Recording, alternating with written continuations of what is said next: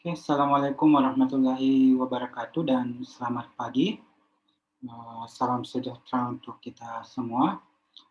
Baiklah kita lanjutkan kuliah kita, eee, listrik magnet.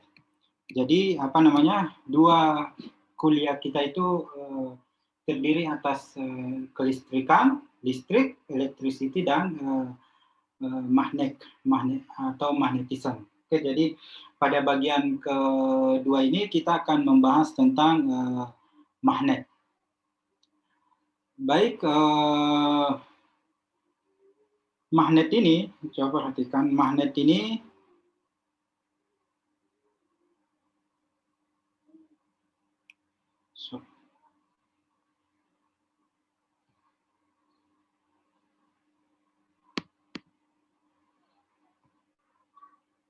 magnet ini pertama kali ditemukan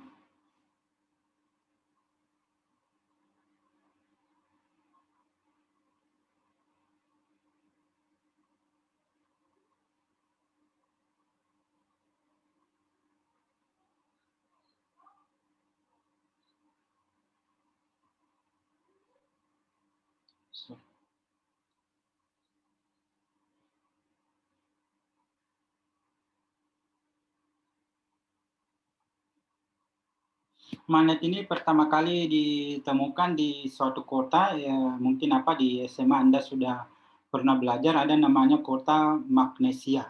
Oke, Magnesia. Nah, dari asal ke nama kota inilah ini berasal kata magnet. Pada saat itu tongkat besi itu ditarik oleh sebuah besi dari sebuah batu yang terdiri dari batu ini terdiri dari besi oksida.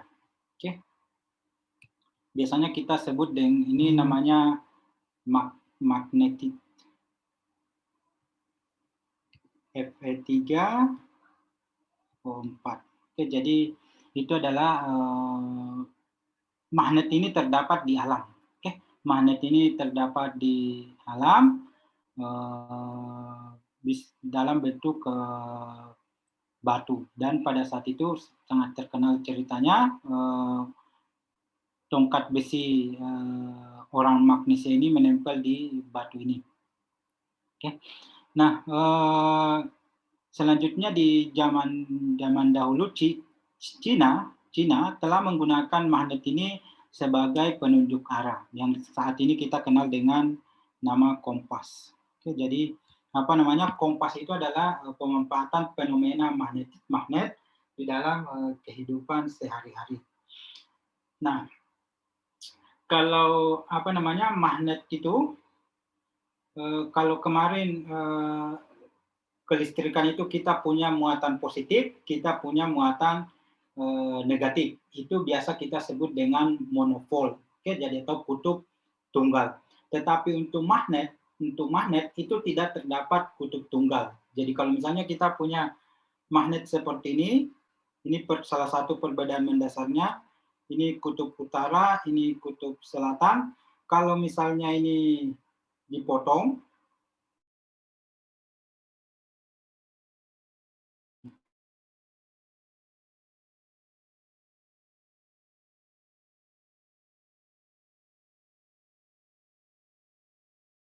ini utara, selatan, utara, selatan. Jadi magnet itu selalu berpasangan kutub-kutubnya. Jadi dia tidak pernah terpisah.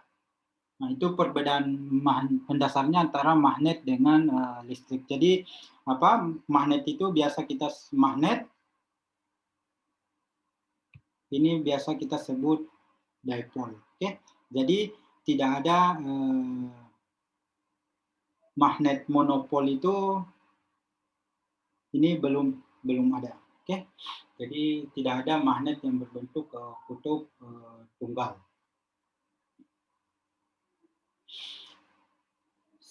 Pada abad ke-16, ini pada abad ke-16,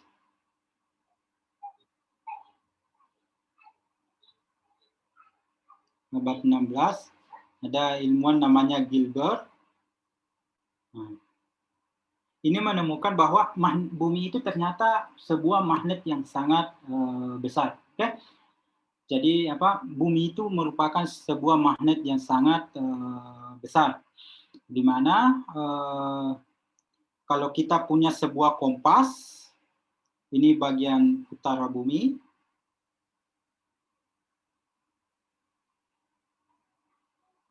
Nah, magnet itu kompas itu akan mengarah ke sana seperti ini. Ini biasa kita sebut dengan kutub utara, ini kutub selatan. Oke. Nah, karena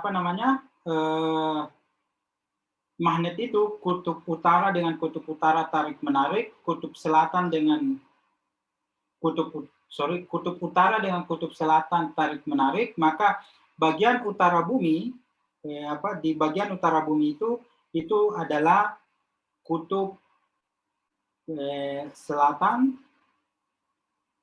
magnet bumi. Okay.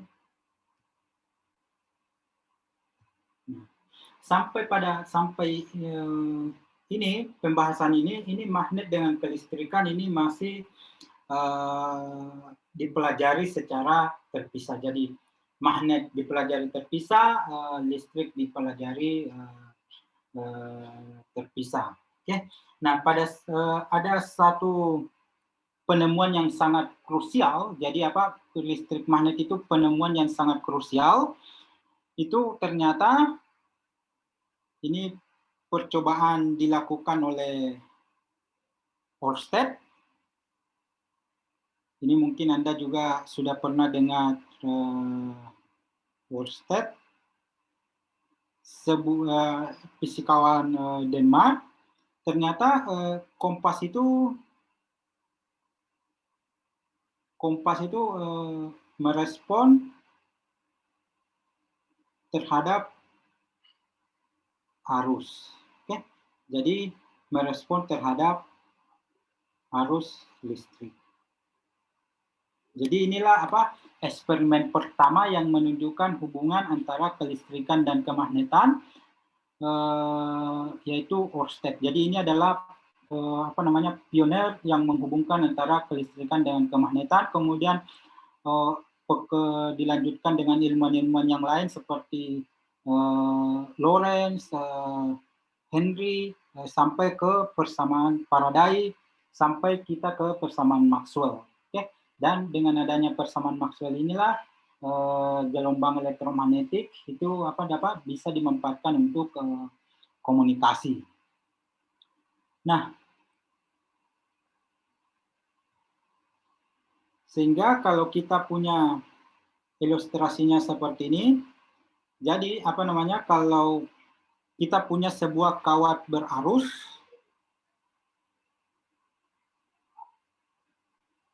nah ini lambangnya kawat berarus, ini maksudnya arusnya masuk arahnya masuk ke dalam bidang. Oke? Jadi arahnya ke dalam papan whiteboard kita ini. Jadi arahnya ke dalam, sama ketika kita memaku, arahnya pakunya itu ke dalam. Simbolnya kali. Oke? Jadi simbolnya kali. Kalau misalnya arah arusnya keluar dari bidang, itu titik. Oke? Jadi ini ini kesepakatan saja. Nah, untuk mempermudah mengingatnya, ini Anda bayangkan anak panah. Ini anak panah. Ini misalnya sebuah vektor. Kalau anak panah ini mengarah ke Anda, yang kelihatan adalah yang ini, yang titik. Kalau arah panahnya ini masuk ke dalam bidang, yang kelihatan adalah tanda silangnya. Jadi kalau arah arus masuk ke dalam bidang, atau arahnya ke dalam bidang, itu tanda kali. Kalau keluar itu tanda titik. Oke, itu itu Anda ingat baik-baik. Nah, kalau misalnya kita punya kawat arus seperti ini, kalau kita dekatkan kompas di sekitarnya, maka kompas ini akan mengarah seperti ini. Jadi dia melingkar seperti ini.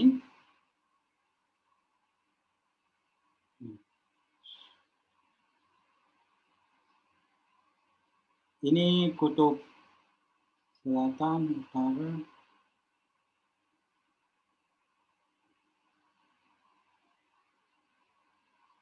Jadi apa? Arah kompas itu akan melingkar di sekitar arus. Sehingga kita definisikan medan magnet di sekitar kawat arus berarah ini, kawat berarus ini arahnya seperti ini.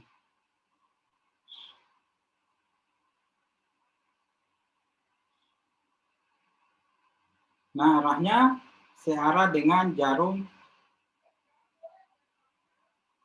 jam. Oke. Nah, bagaimana cara menentukan arah arusnya ini? Kita mengikuti kaidah tangan kanan. Oke. Jadi kalau ini adalah arusnya, pulpen ini adalah arusnya, arah arusnya itu jempol tangan kanan kita, kemudian arah medannya itu yang jari-jari kita ini. Oke. Jadi kalau misalnya arah arusnya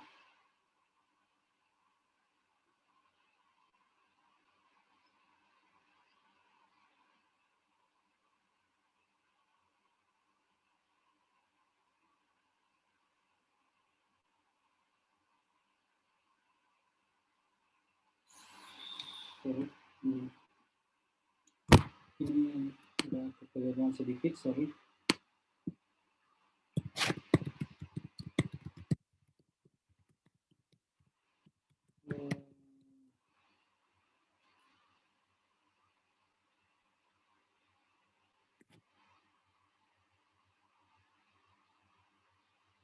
Ini kebalik. Jadi kalau misalnya arah arusnya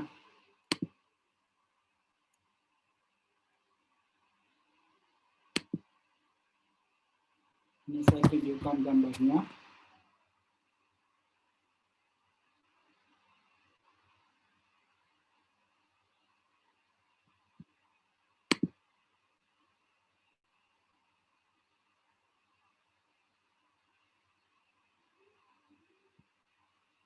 Jadi kalau misalnya arah arusnya ke atas, ini arah arusnya ke atas, berarti arah tangan kita itu ke atas seperti ini. Oke?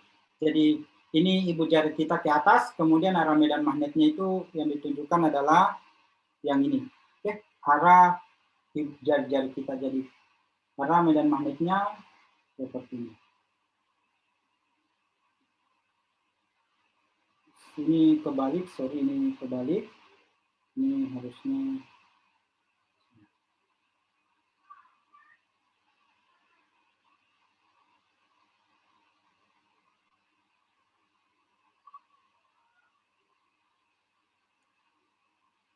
sudah cocok.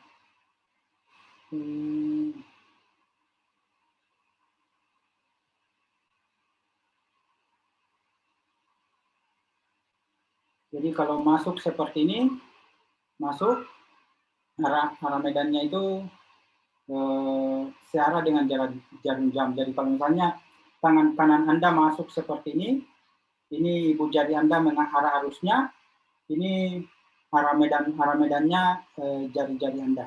Oke. Kemudian kalau misalnya arahnya keluar seperti ini menuju ke Anda, ibu jari Anda menuju ke Anda ini, ibu jari Anda ada arusnya, maka arah medan magnetnya itu berlawanan arah dengan jarum. Maka yang ini arah medan magnetnya seperti ini. Oke, sampai di sini ada yang mau ditanyakan mengenai, karena ini apa? Di dalam pembahasan magnet itu sangat penting kita membicarakan tentang arah ini. Arah atau dengan kata lain vektor itu akan sangat penting. Oke. Jadi sekali lagi saya ulangi, Oersted menemukan bahwa kompas itu merespon terhadap arus. Jadi sehingga Oersted berkesimpulan bahwa kawat berarus itu menghasilkan sebuah medan magnet. Oke, jadi arah medan magnetnya itu menurut kesepakatan arahnya ditunjukkan seperti ini. Kalau arahnya masuk, arah medannya ini, arah medannya ini. Kalau arah arusnya keluar, arah medannya berlawanan arah dengan jarum jam. Pokoknya dia mengikuti kaidah tangan kanan. Ibu jari Anda menyatakan arah arusnya, keempat jari Anda ini yang menggenggam ini itu menyatakan arah medannya.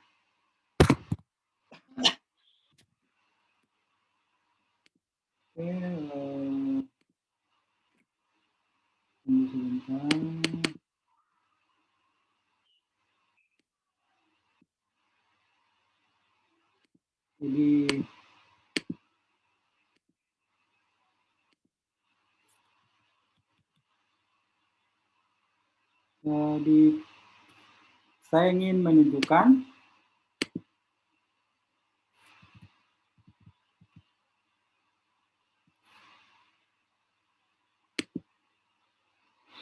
coba perhatikan ini di video ini.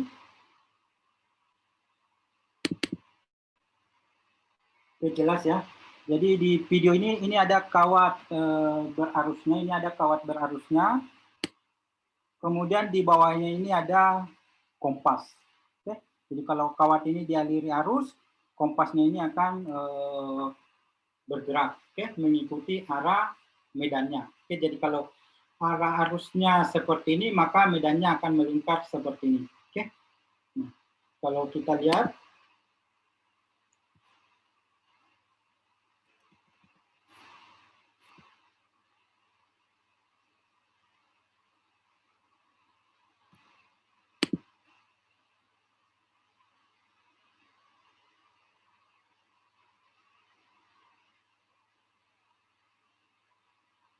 ini dia sambungkan ke sumber arusnya.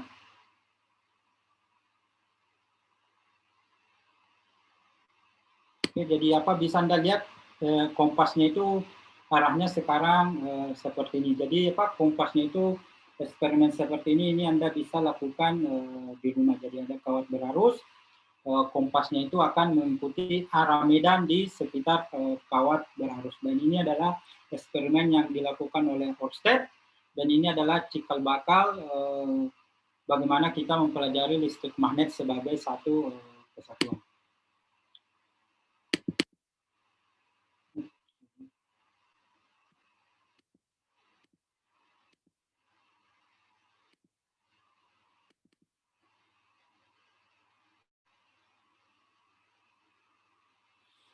Nah, selanjutnya coba perhatikan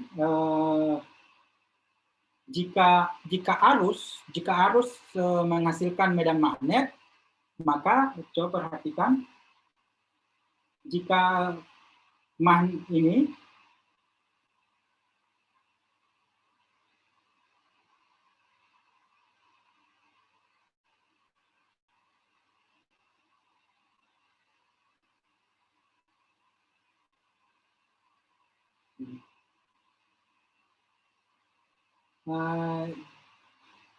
jika kawat berarus, ini tadi kawat berarusnya,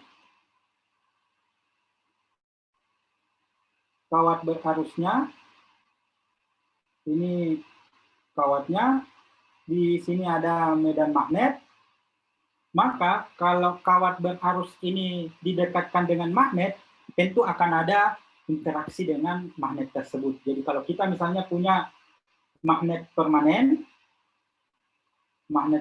seperti ini, maka di sini akan ada interaksi. Oke?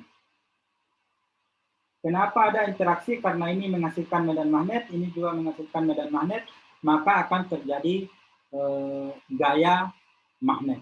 Oke? Nah, bagaimana kita menentukan gaya magnet ini? Nah, kita coba perhatikan, misal saya punya magnet yang cukup kuat, bentuknya seperti ini.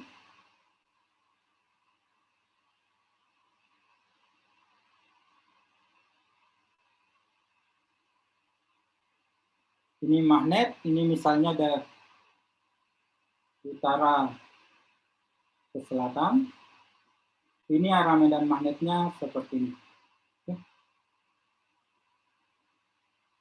Ini arah medan magnetnya.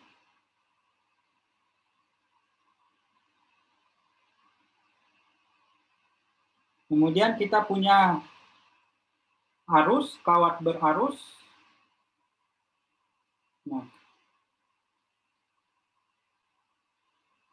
kalau simbolnya titik, berarti arah arusnya itu mengarah ke kita. Ya, jadi atau keluar dari bidang. Nah,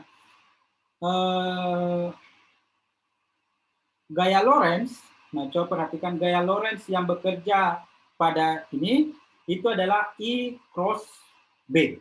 Oke, jadi Anda perhatikan perkalian titik I cross B. Perkalian titik itu, perkalian silang itu mengikuti arah sekrup. Oke, arah sekrup. Jadi kalau misalnya ini Anda punya dua buah vektor seperti ini vektor A, ini vektor B. Kalau misalnya A cross B, berarti seperti ini. Oke, diputar dari A cross B seperti ini. Nah, kalau diputar seperti ini, sekrupnya itu akan mengarah ke kita. Oke. Nah, kalau B cross A, itu diputar seperti ini, arah sekrupnya itu akan masuk ke dalam bidang. Jadi itu maksudnya A perkalian silang. Oke, jadi apa? Anda bisa cek kembali perkalian silangnya itu. Mungkin juga apa namanya di kuliah mekanika ataupun dan fisika matematik itu akan dibahas lebih jauh tentang vektor. Jadi perkalian silang ini, nah coba perhatikan arah medan magnetnya ini arahnya ke sana, ini arahnya ke sana medan magnetnya, kemudian arusnya ke saya, ya, arusnya ke saya. Nah kalau misalnya I cross B, berarti dia diputar seperti ini. Oke. Jadi dia diputar seperti ini. Maka arah medannya akan ke atas, arah gaya magnetnya akan ke atas seperti ini. Jadi ini saya gambarkan. Ini I-nya, kemudian ini B-nya. Kalau ini diputar ke sana, maka arah medannya, arah B-nya ke atas. Oke. Jadi kalau Anda bayangkan kalau diputar seperti ini, sekrupnya itu akan mengarah ke atas. Kalau diputar sebaliknya, maka arah gayanya akan ke bawah. Oke, jadi apa? Ini apa sangat penting di dalam menentukan arah gayanya. Kemudian jika misalnya arah arusnya ke dalam, ini arah arusnya ke dalam, maka di sini medannya arahnya ke bawah seperti ini. Oke. Jadi dengan kata lain ini BF ini vektor sama dengan I kali cross B, perkalian silang. Coba kita lihat, saya ini demonstrasinya.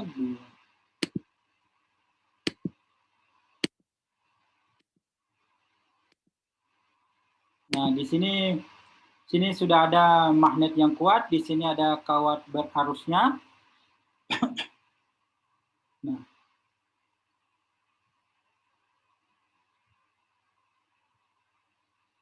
kalau ini ada arus, itu apa? Kawatnya itu ada gaya ke bawah sehingga dia ke bawah seperti ini. Oke, jadi arah gayanya ke bawah. Ini selanjutnya jika arah arusnya dibalik, maka arah gayanya nanti akan ke atas seperti ini. Oke, ini kita coba lihat.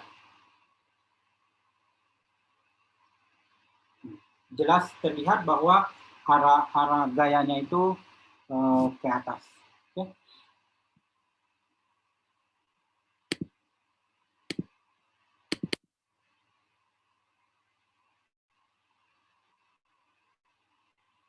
Jadi apa? Sejauh ini kita sudah belajar bahwa magnet itu merespon terhadap kawat berarus, dan kawat berarus itu berinteraksi dengan medan magnet permanen.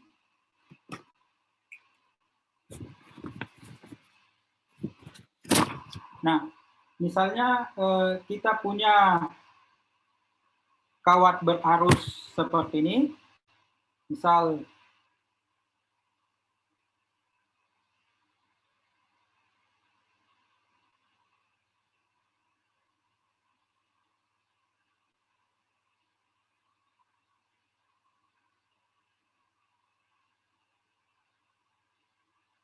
ini ke sana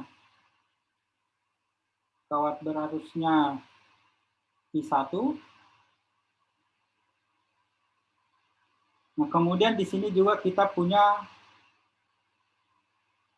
I2. Oke. Nah, apa yang akan terjadi kalau kita punya dua buah kawat berarus seperti ini? Nah, I1 ini, coba perhatikan, I1 ini akan menghasilkan medan magnet karena arah medan magnetnya ke sana, ke kanan. Ini Anda bisa lihat, Anda pakai tangan kanan Anda, kalau medan magnetnya ke sana, maka yang bagian bawahnya itu arah medannya ke dalam. Oke? Jadi arah medan magnetnya ke dalam. Jadi kalau arah arusnya berarti di sini I1 ini akan menghasilkan ini akan menghasilkan di sini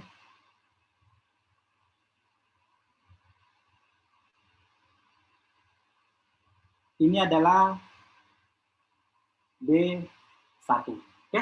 Jadi karena ada medan magnet yang dihasilkan oleh I1 terhadap I2, maka pada I2 ini akan bekerja sebuah gaya. Oke? Nah, arah gayanya itu kita perhatikan lagi, ini B-nya masuk, ini B-nya masuk, kemudian I-nya ke sini. Oke? Kalau I cross B, coba perhatikan, I cross B berarti diputar ke sana. Kalau Anda punya sekrup diputar dari bawah arahnya seperti itu, maka sekrupnya itu akan arahnya ke atas seperti ini. Oke? Sehingga I2 ini, coba perhatikan, I2 ini akan mengalami gaya ke atas. Oke? Ini F. Nah, I2, coba perhatikan, I2 juga menghasilkan medan magnet terhadap I1. Jadi kalau I2, coba perhatikan arah medan magnetnya ke sana seperti ini. Yang bagian atas itu arah medan magnetnya menuju ke Anda. Oke? Menuju ke Anda, maka di sini ini titik, ini titik, ini titik. Oke, ini B2. Nah, kalau B2, arah arusnya ke sana, medannya ke sini. Nah, kalau diputar arah sebaliknya, maka arah gayanya akan ke bawah. Oke, sehingga yang ini juga ada gaya ke bawah. F. Oke. Jadi apa namanya, kalau dua buah kawat berarus, coba perhatikan, dua buah kawat berarus didekatkan seperti ini, maka dia akan terjadi gaya tarik-menarik. Oke? Karena masing-masing arus ini menghasilkan medan magnet dan berinteraksi satu sama lain. Dengan mudah, coba perhatikan, dengan mudah kita bisa menyimpulkan kalau misalnya arah medan magnetnya berlawanan, maka arah medan magnetnya berlawanan, maka gayanya akan tolak menolak. Oke? Ini coba kita lihat, ini di video ini ada juga. Saya perlihatkan.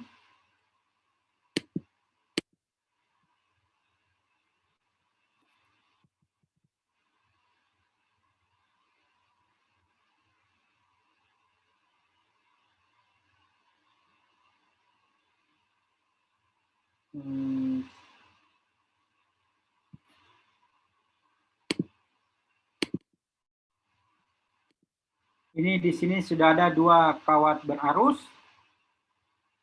Kalau di arah arusnya, coba lihat kawatnya itu mendekat.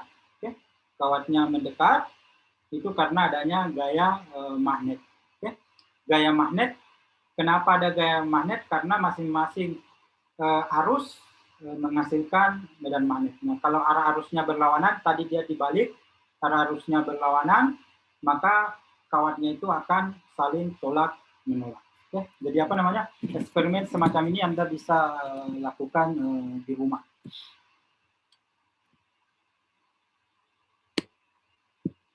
Oke, kita kembali ke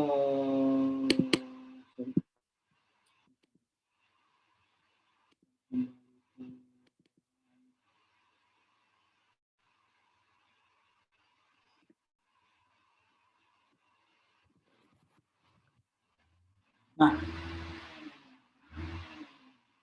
terus bagaimana kita mendefinisikan kuat medan magnet? Misal kalau kemarin gaya elektrostatis, ini kita dengan mudah definisikan Q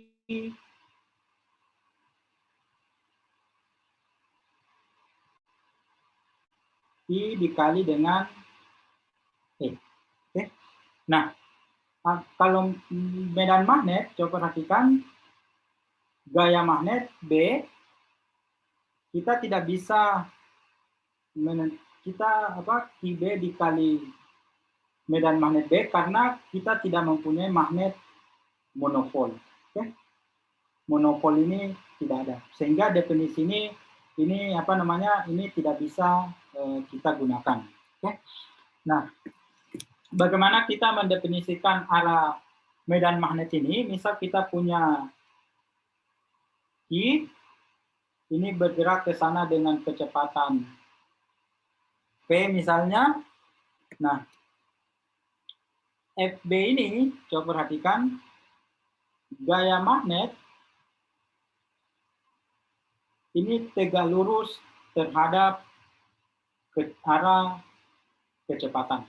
Oke? Jadi dia tegak lurus, kemudian ini FB, ini sebanding dengan besarnya kecepatan, kemudian FB ini sebanding dengan besarnya Q. Oke? Sehingga medan magnet ini biasa kita definisikan F besarnya sama dengan Q V cross B. Oke, jadi ini adalah P cross B. Nah, coba perhatikan rumus ini, coba perhatikan persamaan ini sangat sensitif terhadap arah. Oke, jadi kalau arah P-nya berubah atau arah arusnya berubah, tadi bisa kita lihat, maka gayanya akan berubah 180 derajat arahnya. Oke. Nah, kalau arah I-nya berubah, arah ininya juga sangat sensitif terhadap tanda. Jadi ini apa?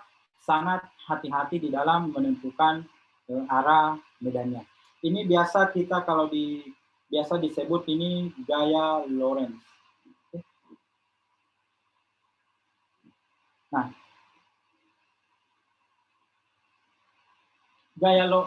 berdasarkan definisi ini, coba perhatikan kita bisa menentukan satuan medan magnet. Satuan medan magnet berarti ini Newton per coulomb, kecepatan ke sana jadi second per meter. Okay. Nah, ini biasa kita sebut dengan 1 Tesla. Okay. Jadi ini 1 Tesla. Jadi satuannya medan magnet itu adalah Tesla. Berapa itu 1 Tesla? Itu sama dengan 1 Newton per coulomb, second per meter. Nah, 1 Tesla ini 1 Tesla ini merupakan satuan medan magnet yang sangat besar, Sehingga biasa kita jadi apa namanya, satu Tesla ini adalah satu satuan yang sangat besar, makanya biasa kita biasa juga kita kenal dengan satuan Gauss. Nah, satu Gauss itu sama dengan 10 pangkat minus 4 Tesla atau 0,0001 Tesla. Oke. Jadi sebagai gambaran, medan magnet bumi itu, kalau Anda kita bisa mengukur medan magnet bumi itu bervariasi antara satu tempat ke tempat yang lain, itu kisarannya sekitar 0,25 sampai 0,65 Gauss. Jadi ini adalah kuat medan magnet bumi, kira-kira 0,25 sampai 0,65 Gauss.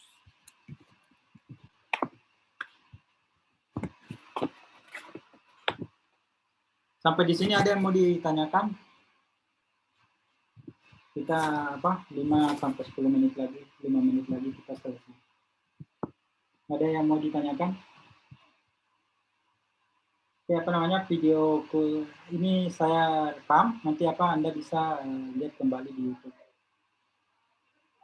Nah,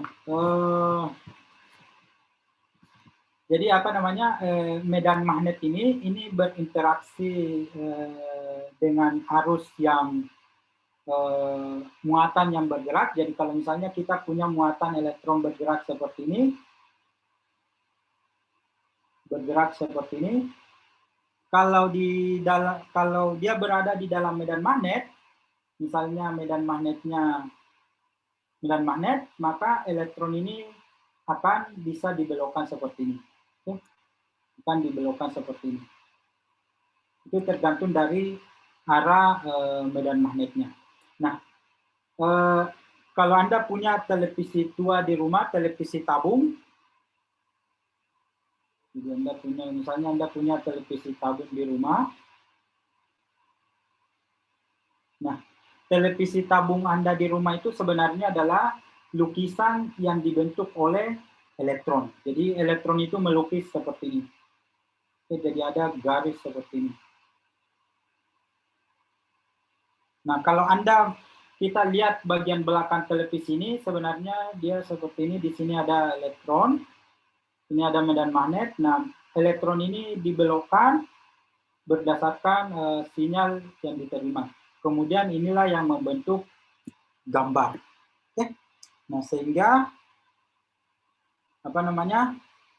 kalau misalnya karena ini adalah elektron, coba perhatikan ini adalah elektron. Nah, elektron-elektron di sini ini bisa kita belokkan kalau kita mendekatkan sebuah magnet permanen. Oke, jadi di sini kita bisa belokkan elektron itu dengan menggunakan magnet permanen. Jadi dengan menggunakan magnet itu kita bisa merubah arah elektron. Tapi medan magnet itu hanya bisa merubah arah gerak muatan, tidak bisa merubah besar kecepatan, ya, karena dia arahnya tegak lurus dengan kecepatan. Nah, itu perbedaan mendasarnya. Kalau kemarin potensial elektrostatis itu bisa merubah kecepatan benda, tapi kalau medan magnet itu hanya bisa merubah arah medan magnet, arah gerak muatan. Nah, ini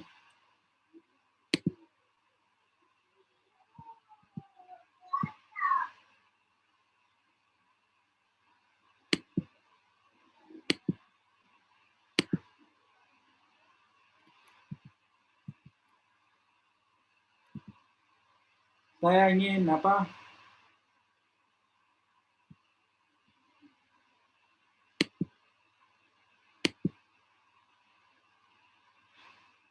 menunjukkan, tapi ini hanya berlaku untuk televisi tua, televisi tabung seperti ini. Jadi kalau kita punya medan magnet yang besar, kita bisa mendistorsikan gambar yang ada di televisi itu karena adanya interaksi antara muatan dan medan magnet yang kita sebut dengan gaya Lorentz. Okay. Ini magnetnya didekatkan ke televisi itu apa? Itu Anda bisa lihat muatannya, gambarnya terdistorsi. Itu karena adanya interaksi antara medan magnet dan muatan yang bergerak. Nah, satu lagi perbedaan mendasarnya, medan magnet itu hanya berinteraksi dengan muatan yang bergerak. Oke, jadi hanya berinteraksi dengan muatan yang bergerak. Kalau elektrostatis, potensial listrik itu bisa berinteraksi dengan muatan bergerak atau muatan yang diam. Oke, sampai di sini ada yang mau ditanyakan? Bila tidak ada dari yang hadir 6 orang, ada yang mau ditanyakan?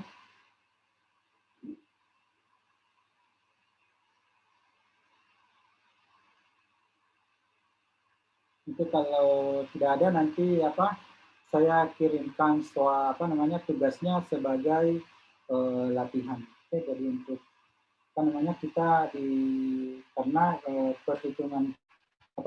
perhitungan seperti ini saya yakin Anda sudah dapatkan di sekolah menengah, dan untuk dalam nanti saya kirimkan soal-soal latihan. Oke, sekian untuk hari ini. Terima kasih atas partisipasinya. Banyak yang tidak hadir. Oke, sekian. Assalamualaikum warahmatullahi wabarakatuh.